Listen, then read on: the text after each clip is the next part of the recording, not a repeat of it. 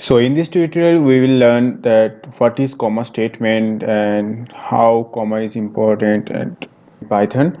So you can see we declared a variable that is name, and inside the name we have a string that is Diptam, it is my name, and in the second cell we print my name is, then this plus symbol and this name variable name, and then again plus, and then again a string. Okay, so we previously learned that how to concatenate the strings with this plus symbol.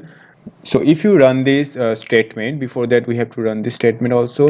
So we run this statement, and if you run this statement then you will get my name is Diptam Paul.